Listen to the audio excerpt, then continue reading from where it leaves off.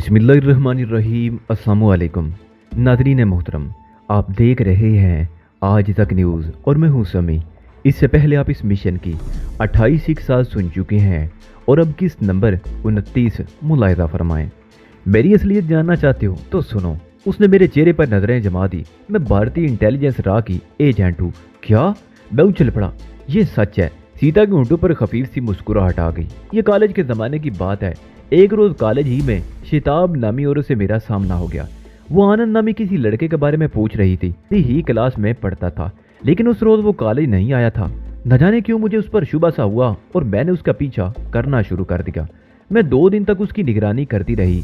इसी दौरान आनंद ने भी कम अज कम 3 मरतबा उससे मुलाकात की थी और ये मुलाकातें नहायत पुरस्कार अंदाज में जयपुर से बाहर अंबर के पुराने महलात में हुई थी। न जाने क्यों उस औरत पर मेरा शुबा बढ़ता गया। मैंने सरसरी से अंदाज में आनंद से उस औरत के बारे में दरियाफ्त किया तो उसने साफ इनकार कर दिया कि वो किसी औरत को नहीं जानता। बकौल उसके पिछले कई रोज से किसी औरत से उसकी मुलाकात नहीं हुई थी। मेरा शुबा बढ़ता गया। वो औरत 3 दिन बाद गायब हो गई। 1 महीने बाद वो औरत दोबारा मुझे नजर आ गई। मैंने फिर उसकी निगरानी शुरू कर दी। इस मर्तबा वो आनंद से मिलने कॉलेज नहीं आई, लेकिन अगले ही रोज मैंने आनंद को उसके साथ देख लिया। वो एक गैर मारूफ से रेस्टोरेंट में बैठे हुए थे। आनंद की उम्र 22 के लगभग थी, जबकि वो औरत 40 के करीब थी। मुझे उन दोनों की इस तरह छुप छुप कर मिलने पर हैरत थी। इसमें शुबा नहीं कि 40 की होने के बावजूद वो औरत बेहद हसीन थी, लेकिन हैरत तो मुझे आनंद पर थी। वो तो जवान और खूबसूरत लड़कियों का दिल दादा था। एक 1.5 उम्र औरत के चक्कर में किस तरह फंस गया था। मुझे कुछ गड़बड़ का एहसास हो रहा था। मैंने उनकी निगरानी जारी रखी और तीसरे रोज उन दोनों का पीछा करते हुए निर्दानी मार्ग के इलाके में वाक़ एक बंगले तक पहुंच गई। उनके आने से पहले वो बंगला मुकम्मल तौर पर तारीकी में डूबा हुआ था, लेकिन फिर रोशनी नजर आने लगी। वह किसी न किसी तरह दीवार फांद कर अंदर पहुंच गई। मैं दबे कदमों बंगले की इमारत के साथ घूमती हुई उस खिड़की के सामने पहुंच गई जहां रोशनी हो रही थी। वो बेडरूम था। उस कमरे में आती ही शैताब नामी उस औरत ने साड़ी उतार दी। उसके जिस्म पर मुख्तसर सा ब्लाउज और पेटीकोट था। आनंद उसके सामने खड़ा भूखी नजरों से उसकी तरफ देख रहा था। उस औरत ने अपनी बाहें फैला दी। आनंद वालियाना अंदाज में उससे लिपट गया और वहां जो कुछ हुआ मैं अल्फाज में बयान नहीं कर सकती। वो एक शैतानी खेल था जो बड़ी गर्मजोशी से खेला जा रहा था। मैं अगरचे उस वक्त खिड़की के सामने से हट गई थी, लेकिन अपने आप में अजीब सी सिनसनी महसूस कर रही थी। पता नहीं कितनी देर गुजर गई और फिर बातों की आवाज सुनकर मैं जैसे होश में आ गई। मैंने उठकर दोबारा खिड़की से झांका तो इस मर्तबा एक और सिनसनीखेज मंजर देखने को मिला। वो दोनों बेड पर बैठे हुए थे। उनके बीच सिगरेट के पैकेट के बराबर एक डिबिया रखी हुई थी जिसमें कई बटन लगे हुए थे और एंटीने की तरह एक तार बाहर निकली हुई थी। शिताब नामी वो औरत आनंद को उस डिबिया के बारे में कुछ बता रही थी और आनंद बार बार इस तरह सर हिला रहा था जैसे वो उसकी बात समझ रहा हो।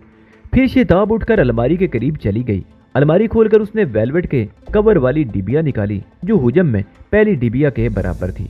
और ये एक खूबसूरत टाइप इन तुम्हारे पिताजी के लिए। शिताब की आवाज मेरी समाज से टकराई। 3 दिन बाद तुम्हारे पिताजी की सालगिरह है और तुम जानते हो वो अपनी सालगिरह हमेशा घर वालों के साथ मनाते हैं और इस बार भी वो 1-2 दिन की छुट्टी लेकर जैसलमेर से यहाँ जरूर आएंगे। तुम ये टाइप इन उन्हें सालगिरह के तोहफे के तौर पर दोगे। शिताब ने डिबिया खोलकर वो टाइप इन आनंद को दिखाई और उसे डिबिया में रखकर डिबिया आनंद के हवाले कर दी। उसके बाद वो देर तक बातें करते रहे। शिताब ने आनंद को एक बार फिर दूसरी डिबिया के बारे में समझाया जिसमें एंटीना और बटन लगे हुए थे। मुझे समझने में देर ना लगी कि वो किसी किस्म का ट्रांसमीटर था और उसके बाद फिर वही शैतानी खेल शुरू हो गया जिसे देखने की मुझ में ताब ना थी। मैं वहां से हट गई और दबे कदमों चलती हुई दीवार फांद कर बंगले से बाहर आ गई। मेरे दिमाग में उस वक्त सिनसनाहट हो रही थी।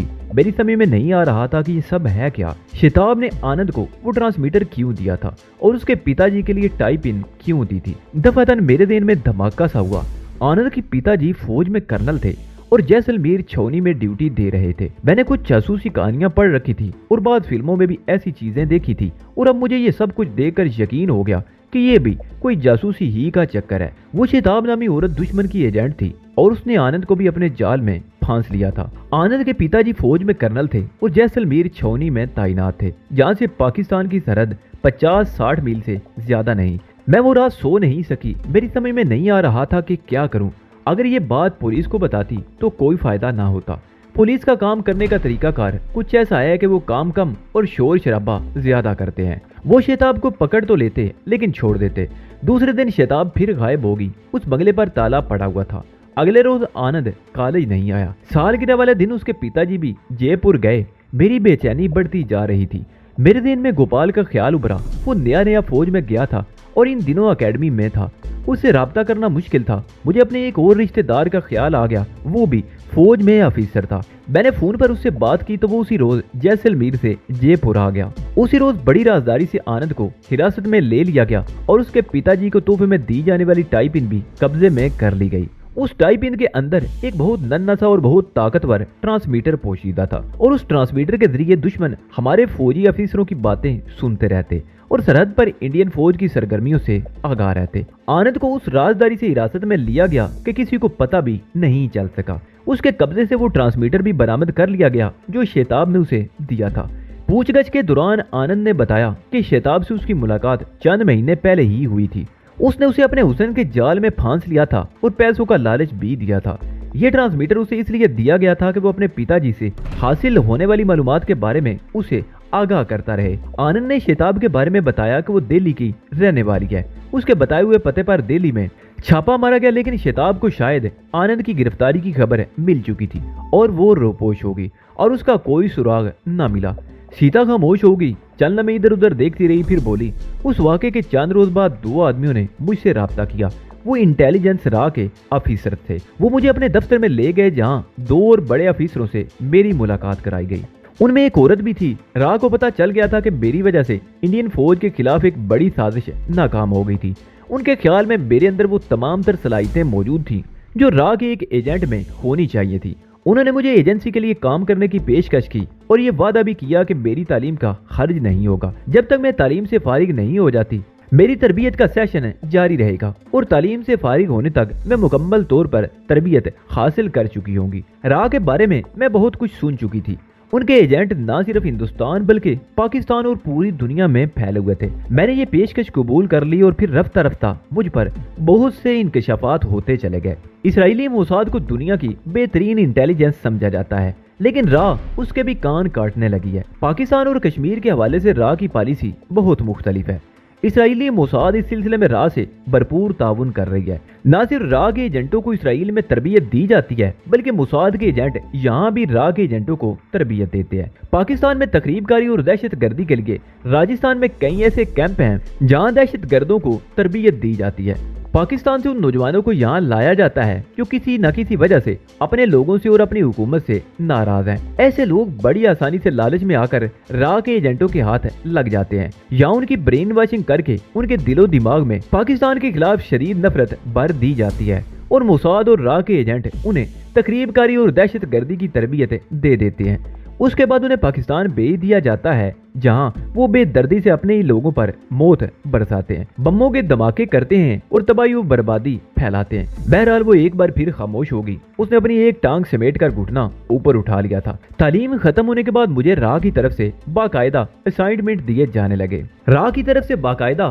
तालीम खत्म हो जाने के बाद मुझे रा की तरफ से बाकायदा असाइनमेंट दिए जाने लगे। मैं सरहद पार करके 2 मरतबा कराची भी जा चुकी हूँ। उधर मेरे घर वालों को बिल्कुल पता नहीं था कि मैं किन सरगर्मियों में मसरूफ हूँ। मैंने तो उन्हें ये भी खबर नहीं होने दी कि मैं रा के लिए काम कर रही हूँ। इसी दौरान गोपाल सिंह मेरा कजन 2nd लेफ्टिनेंट की हैसियत से फौज में अपनी ड्यूटी संभाल चुका था। कुछ अर्सा बाद उसे कश्मीर भेज दिया गया जहाँ वो लेफ्टिनेंट बन गया। मैंने उन दिनों एजुकेशन का एक स्पेशल कोर्स शुरू कर दिया। मेरा एक मुसलमान दोस्त सलीम उस सिलसिले में मेरी मदद कर रहा था। गोपाल कश्मीर से वापस आ चुका था। एक रोज वो हमारे घर आया तो मैं अकेली थी। उसके दिल में हवस जाग उठी और उसने मुझे दबोच लिया। उसने मुझे रोन डाला और फिर सलीम भी आ गया। गोपाल को उसने बुरा भला कहा तो गोपाल ने उल्टा उसी को फंसा दिया। पहले खुद उसे मारा पीटा, फिर पुलिस के हवाले कर दिया। पुलिस ने सलीम पर इतना तशद्दुद किया कि वो खत्म हो गया। मैं अगर चाहती तो अपने राह के ताल्लुकात बरवेकार लाकर गोपाल को न सिर्फ फौज से निकलवा देती बल्कि उसे सड़ने के लिए जिंदगी भर के लिए जेल में भी डलवा देती, लेकिन मैं खुद उससे इंतकाम लेना चाहती थी और मौके की तलाश में रहने लगी। उन्हीं दिनों कश्मीर के हवाले से तुम्हारा और अंगूरी का बड़ा चर्चा था। तुम दोनों कश्मीर में भारतीय फौज को पे दर पे नाकाबिले तलाफी नुकसान पहुंचा रहे थे और तुम लोगों को जिंदा या मुर्दा गिरफ्तारी के लिए फौज और हिंद सरकार की तरफ से करोड़ों रुपए के इनामात मुकर्रर किए गए। बिलाकर तुम दोनों की गिरफ्तारी के लिए एक नई पॉलिसी इख्तियार की गई। मुझे कश्मीर और तुम्हारे बारे में ब्रीफिंग देकर कश्मीर भेज दिया गया। मंसूबा ये था कि मैं मुजाहिदा के रूप में किसी न किसी तरह तुम तक रसाई हासिल करूं और तुम्हें किसी चक्कर में फंसा कर वहां से निकाल लाऊं। मुझे बताया गया था कि कश्मीरी मुसलमान कश्मीर में आबाद हिंदुओं पर बेपनाह मुजालिम ढा रहे हैं।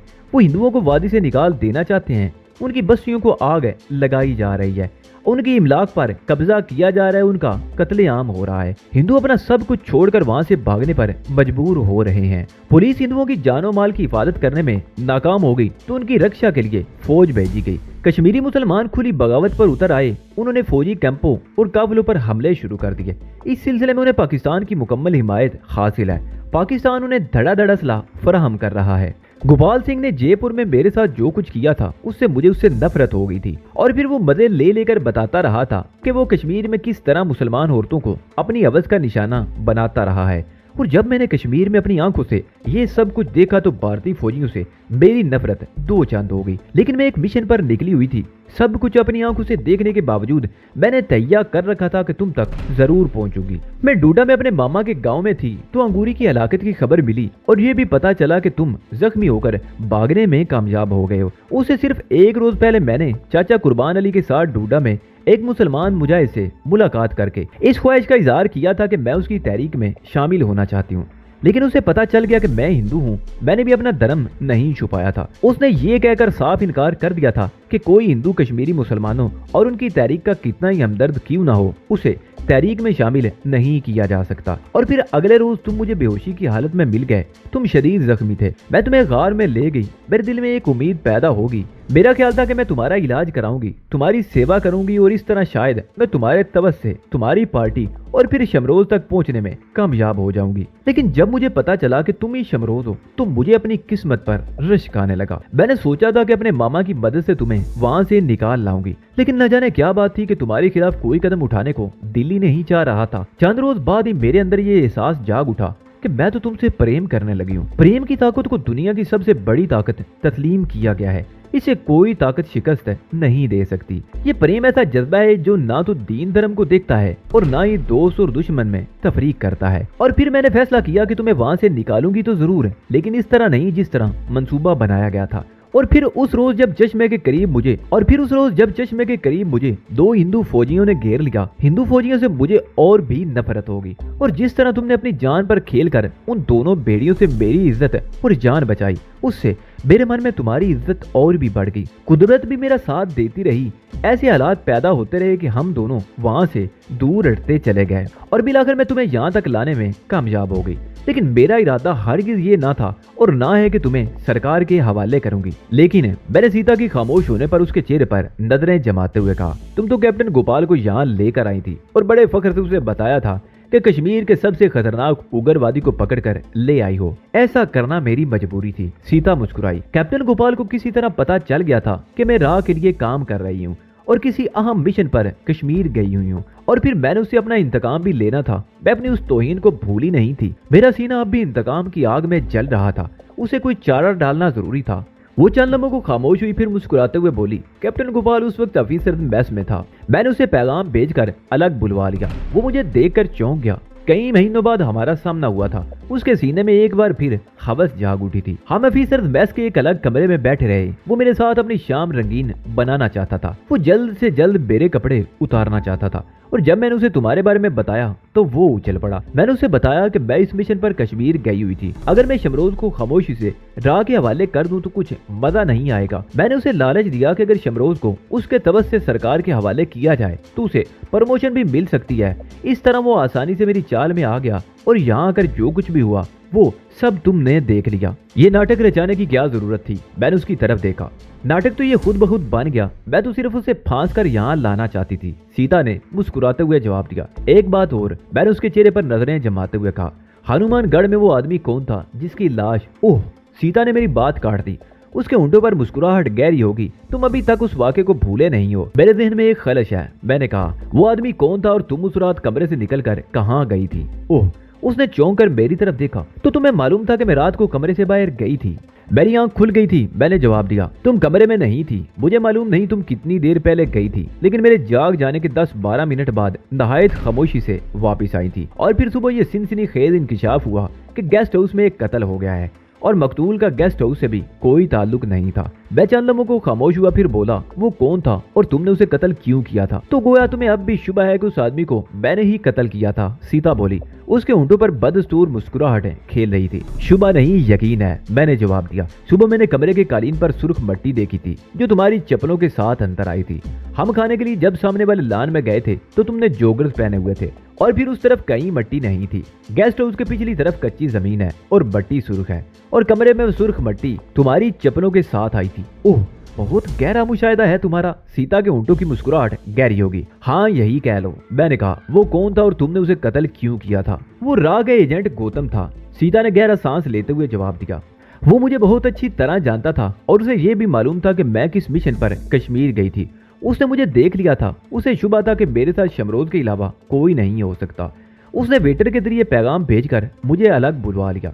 उस वक्त भी मैं उलझन का शिकार थी कि वो कौन है जिसने मुझे इस कदर राजदारी से अलग बुलाया है। लेकिन जब मैं पौधों की दूसरी तरफ पहुंची तो गौतम को देखकर परेशान सी होगी। वो बड़ा हरामी आदमी था। उसके जरिए हमारी आमद की इतला हमसे पहले जैसलमेर और जयपुर पहुंच सकती थी और मुमकिन था कि हमें रास्ते ही में घेर लिया जाता या हमारी निगरानी शुरू हो जाती। उसे शुबा था कि मेरे साथ शमरोज है, लेकिन मैंने उसे बताया कि शमरोज को एक होटल में ठहराया गया है।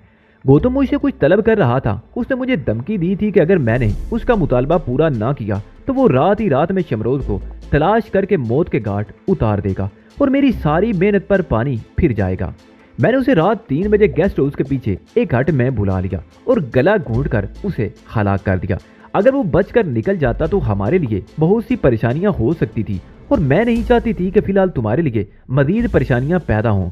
तुम ये सब कुछ क्यों कर रही हो? मैंने उसके चेहरे पर नजरें जमाते हुए पूछा। तुम्हारे लिए, सीता ने मुस्कुराते हुए जवाब दिया। मैंने कहा था ना कि प्रेम में बड़ी ताकत होती है और मैं इस प्रेम शक्ति पर विश्वास रखती हूँ। वो चंद लम्हे मुस्कुराती हुई नजरों से मेरी तरफ देखती रही, फिर बेड से उतरकर वो मेरे सामने बैठ गई।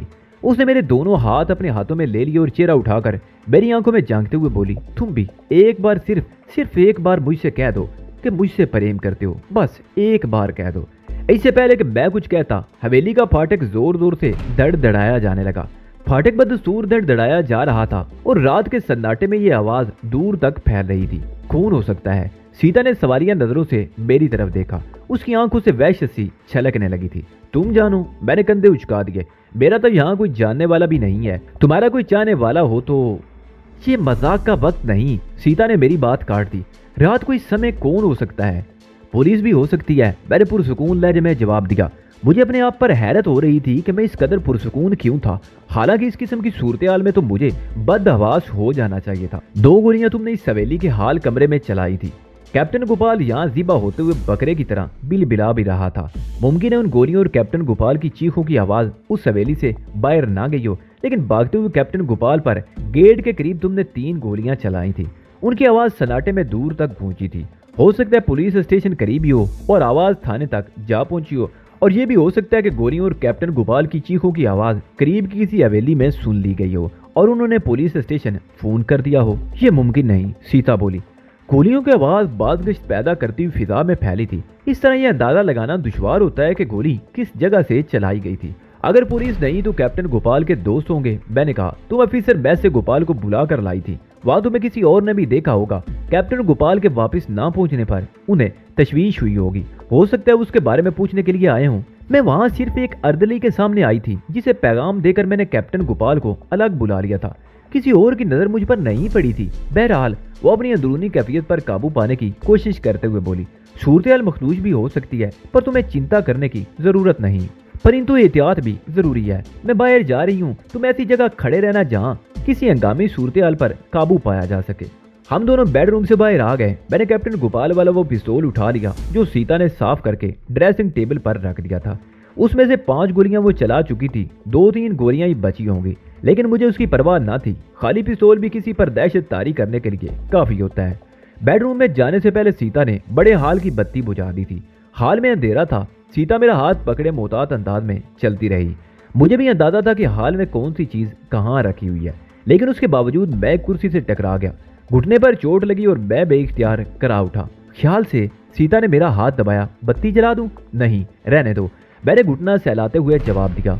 इसी दौरान गेट एक बार फिर धड़धड़ाया गया। अंदाज अब भी वही जारहाना लगता था, जैसे कोई उजलत में हो। हम दोनों एक बार फिर आगे चल पड़े। बरामदे वाले दरवाजे के करीब मैंने सीता का हाथ छोड़ दिया और चंद गज दूर खिड़की के करीब पहुंच गया, जिसके सामने गहरे नीले रंग का दबीज पर्दा पड़ा हुआ था। मैंने पर्दे का एक कोना सिरका कर बाहर झांका। बरामदे में गालबन 60 वाट का बल्ब जल रहा था। बरामदे के अंदर और उसके आसपास तो उस बल्ब की रोशनी माकूलियत की हद तक ठीक ही थी, लेकिन उससे आगे ये रोशनी बतदरीजी कमजोर पड़ती चली जा रही थी। ताम गेट नजर आ रहा था। सीता ने बोल्ट गिराकर दरवाजा खोल दिया और बाहर निकल गई।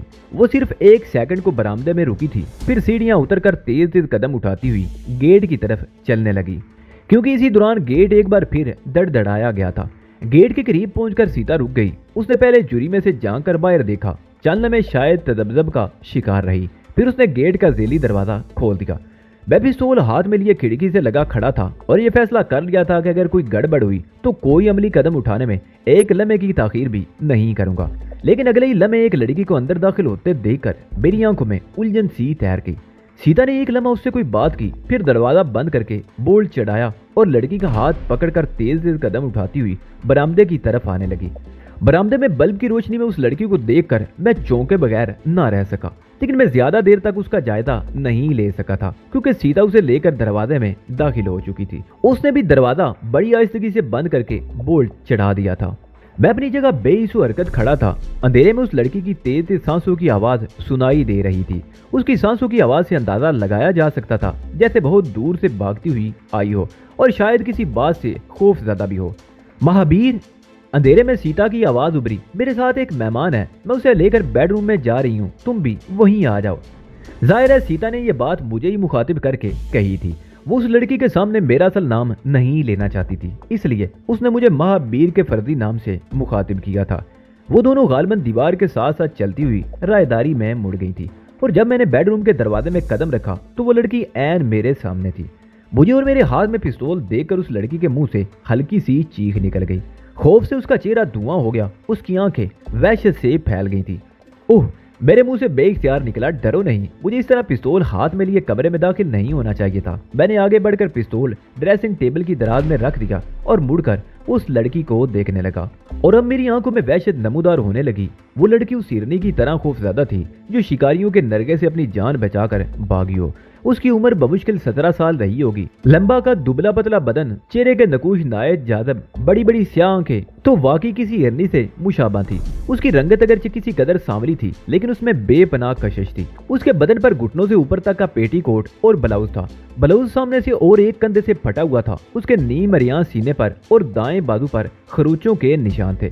सर के बाल भी उलझे हुए थे। उसकी ये हालत देखकर अंदाजा लगाया जा सकता था कि शायद वो गुंडों के चुंगल में फंस गई थी और किसी तरह अपनी जान बचाकर भाग निकली थी। मुझे देखकर उसने दोनों हाथ सीने से लपेट लिए। शायद वो अपना जिस्म छुपाना चाहती थी, लेकिन वो अपने मकसद में बुरी तरह नाकाम हो रही थी। उसका ये फटा हुआ और मुख्तसर लिबास देखकर भी ये अंदाजा बखूबी लगाया जा सकता था कि वो साड़ी पहने हुए थी जो दींगा मुश्ती के दौरान उतर गई थी। वो लड़की वैसे ज्यादा सी नजरों से कभी मुझे और कभी सीता को देख रही थी। सीता ने पलंग पर पड़ी हुई चादर उठाकर उसकी तरफ बढ़ा दी, जिसे उसने जल्दी से अपने जिस्म पर लपेट लिया। बैठ जाओ, सीता ने कुर्सी की तरफ इशारा किया। मुझे बचा लो दीदी, लड़की की आवाज खौफ से कपकपा रही थी। वो लोगन मेरे को मार देवेंगे, मेरे शरीर के टुकड़े टुकड़े कर देवेंगे। डरो नहीं, सीता ने कहा, यहाँ तुम बिल्कुल महफूज हो, कोई तुम्हें कुछ नहीं कहेगा। कोई हमारी इजाजत के बगैर इस हवेली में कदम नहीं रख सकता। यहाँ तुम्हें कोई खतरा नहीं है, आराम से बैठ जाओ। वो लड़की झिझकती हुई कुर्सी पर बैठ गई। चादर के अंदर उसका बदन होले होले कांप रहा था। खौफ से उसके ऊंट भी सफेद पड़ गए थे और वो बार बार ऊंटों पर जबान फेर रही थी। सीता उठकर बेड के दूसरी तरफ चली गई, जहां साइड टेबल पर पानी से लबरेज जग और उसके करीब एक गिलास भी रखा हुआ था। उसने गिलास में पानी डेला और लड़की के करीब आ गई। लो, जल पी लो, तुम्हें प्यास लग रही होगी। लड़की ने एक हाथ चादर में से निकालकर गिलास की तरफ बढ़ाया, लेकिन उसका हाथ रास्ते ही में रुक गया। वो बेबसी की नजरों से सीता की तरफ देखने लगी। क्या हुआ? सीता ने पूछा। मैं नीच जाती क्यों दीदी? वो कलाई। ओह, सीता बोली, तो इसलिए तुम गिलास नहीं पकड़ रही, लेकिन तुम तो हमारी कुर्सी पर बैठी हो, हमारी चादर भी तुमने ओढ़ रखी है। लड़की एक झटके से कुर्सी से उतर गई। उसने चादर जिस्म से हटाना चाही, मगर रुक गई। उसके चेहरे पर एक बार फिर खौफ के साए उभर आए थे। डरो नहीं, सीता ने नर्म लहजे में कहा, मैं जातों की छोटाई बड़ाई को नहीं मानती। आराम से बैठ जाओ और जल पियो। प्यास से तुम्हारा हल्क खुश्क हो रहा है, होंठों पर पटरियां जमी हुई हैं, लेकिन तुम इसलिए ये जल नहीं पी रही हो कि तुम्हारे छूने से ये गिलास है नष्ट हो जाएगा। लो जल पियो और नीच जाति का ख्याल ज़हन से निकाल दो। लड़की ने अजीब सी नजरों से उसकी तरफ देखा। वो दोबारा कुर्सी पर बैठ गई और चादर में से हाथ निकाल कर गिलास ले लिया और एक ही सांस में सारा पानी हल्क में उंडेल लिया। सीता ने उसके हाथ से गिलास लेकर उसमें कुछ और पानी उंडेला और ये साबित करने के लिए कि वो वाकई जात पात पर यकीन नहीं रखती, उसने पानी पी लिया और गिलास मेज पर रखकर दोबारा लड़की के करीब आ गई। लड़की अब भी अजीब सी नजरों से उसकी तरफ देख रही थी। क्या नाम है तुम्हारा? सीता ने उसके सामने बेड पर पैर लटकाकर बैठे हुए पूछा। कल्पना। मारूना कल्पना है दीदी, लड़की ने जवाब दिया। सीता कुछ और कहना चाहती थी कि बाहर का गेट एक बार फिर धड़धड़ाया जाने लगा। लड़की उछलकर खड़ी हो गई। उसका चेहरा एक बार फिर खौफ से धुआं हो गया। डरो नहीं, तुम्हें कुछ नहीं होगा, सीता अपनी जगह से उठते हुए बोली। वो जो कोई भी है अगर बुरी नीयत से इस हवेली के दरवाजे पर आए हैं तो अपने पैरों पर वापस नहीं जाएंगे। तुम आराम से यहीं बैठी रहो, डरने की जरूरत नहीं, परंतु बाहर आने की कोशिश मत करना। सीता ने मुझे इशारा किया और दरवाजे की तरफ बढ़ गई। मैंने ड्रेसिंग टेबल की दराज से पिस्तौल निकाला और सीता के पीछे ही कमरे से निकल गया। इस मर्तबा सीता ने हाल की एक बत्ती जला दी थी और बरामदे वाला दरवाजा खोल रही थी। हवेली का गेट अब भी धड़धड़ाया जा रहा था और इस मर्तबा उसके साथ ही काल बैल की भी आवाज पूरी शिद्दत से गूंज रही थी। उससे मैंने अंदाजा लगा लिया कि वो कम अज कम 2 आदमी थे, जिनमें से एक गेट को पीट रहा था और दूसरे ने काल बैल के बटन पर उंगली रख दी थी। कौन है? सीता गेट के करीब पहुंचकर चीखी। मैं साइड में हो गया और सीता ने बेधड़क ज़ीली दरवाजा खोल दिया। कौन हो तुम लोग? क्या पागल हो गए जो इस तरह आधी रात को गेट पीट रहे हो? माफ करना देवी जी, बाहर से एक भारी आवाज सुनाई दी। हमारी छोकरी घर से भाग गई है, हम उसे तलाश कर रहे हैं। यहाँ कोई नारी तो नहीं आई थोड़ी देर पहले? छोकरी घर से भाग गई है तो जाकर पुलिस में रिपोर्ट करो। इस तरह लोगों को परेशान करते हुए शर्म आनी चाहिए तुम्हें, सीता ने गुस्से से कहा। ए एक और हुर्राती हुई आवाज सुनाई दी। जुबान को काबू में रख, तुम जानत ना ही हो किससे बात करे तो हमारा प्रश्न का जवाब देवो। यहाँ कोई छोकरी तो ना ही आवत रही। मेरा जुबान काबू में है, यहाँ कोई छोकरी नहीं आई, जाओ यहाँ से, सीता ने जवाब दिया और दरवाजा बंद करना चाहा तो बाहर से किसी ने दरवाजे में पैर फंसा दिया। वो जो कोई भी था जोगर पहने हुए था। हमें तुम्हारा जुबान पर विश्वास ना ही होवे तय, हम तलाशी लेवांगे, उस शख्स ने एक मरतबा फिर हुर्राते हुए कहा और दरवाजे को धक्का देने लगा। मैंने सीता को इशारा किया, वो एक तरफ हट गई। दरवाजा खुलते ही वो आदमी अंदर घुस आया। बरामदे से आने वाली मध्यम सी रोशनी में उसका जायजा बखूबी लिया जा सकता था। उसकी सूरत देखकर उसे बिला तकल्लुफ एक छटा हुआ बदमाश कहा जा सकता था, और वो था भी छटा हुआ बदमाश। वो दरमियाने कद और कसरती बदन का मालिक था। उसने जीन्स और बुनियान पहन रखी थी। बाजुओं के उभरे हुए मसल साफ नजर आ रहे थे। 2-3 दिन का शेव बड़ा हुआ था। सर के बाल लंबे थे जिन्हें चुटिया की तरह बंधा हुआ था। उसके हाथ में खंजर था। उसने अभी तक मुझे नहीं देखा था। मैंने पुश से उसके कंधे पर हाथ रखा तो वो तेजी से मेरी तरफ बढ़ा। क्या बात है महाशय, बड़े तपे हुए लगते हो, छोकरी भाग गई है इसलिए, मैंने उसे घूरते हुए कहा। वो उछल पड़ा। वो घुर्राया, जानत ना वो किससे बात करे तो। गंगू कहते हैं मेरे को, गंगू दद्दा, गंगू दद्दा, गंगू दद्दा, मैंने बड़े पुरसुकून लहजे में कहा। यहाँ से जाने का ख्याल हो गए। मैंने पिस्तौल वाला हाथ सामने कर दिया। ओ भैया, वो बदहवास सा हो गया। इस बंदूकड़ी को अपने बोझे में रख, हम लड़त वास्ते ना ही आया हूँ, छोकरी ढूंढत आया हूँ भैया, कोई छोकरी यहाँ नहीं आई, चल भाग। मैंने पिस्तौल से इशारा किया। नाराज मत हो भैया, गंगू दादा दोनों हाथ सामने जोड़ते हुए बोला। वो छोकरी हमारा सब कुछ ले गेवत रहे, हम तो उसको ढूंढत हूँ, तू नाराज ना हो भैया, हम जाता हूँ, तुरंत जाता हूँ। और वो वाकई तुरंत यानी फौरन ही बाहर निकल गया।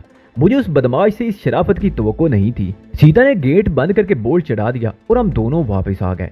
सीता ने बरामदे वाला दरवाजा बंद करके लॉक किया और ऊपर का बोल्ट भी चढ़ा दिया। मैंने खुद बाकी दरवाजे भी चेक किए और हम बेडरूम में आ गए।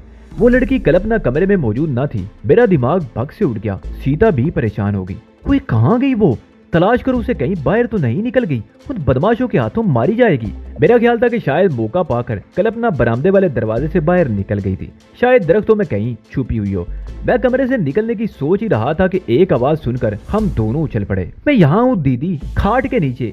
ये आवाज बेड के नीचे से आई थी। मैंने झुककर देखा तो बेइख्तियार मुस्कुरा दिया। कल्पना पलंग के नीचे छुपी हुई थी। वो लोग चले गए हैं, बाहर आ जाओ, अब तुम्हें कोई खतरा नहीं, मैंने कहा। वो कुनियों के बाल रेंगती हुई पलंग के नीचे से निकल आई। ऐसा करते हुए चादर उसके जिस्म से अलग हो गई। तुम्हें इस वक्त किसी ऐसी चीज की जरूरत है जिससे तुम्हारे हवास काबू में आ सकें। चाय पियोगी? लड़की ने इस बात में सर हिला दिया। तुम यहाँ बैठो, मैं तुम्हारे लिए चाय बना कर लाती हूँ। सीता ने कहा, और हाँ, मैं तुम्हें दूसरे कपड़े दे देती हूँ, पहन लेना। उसने वार्डरोब से हैंगर पर टंगी हुई एक साड़ी निकालकर पलंग पर डाल दी। सीता कमरे से निकली तो मैं भी उसके साथ ही बाहर आ गया। जाहिर है मेरे वहां खड़े रहने का जवाब नहीं था। बाहर निकलते हुए मैंने दरवाजा पीट दिया। किचन में आकर सीता चाय बनाने लगी और मैं उसके करीब खड़ा उसे काम करते हुए देखता रहा।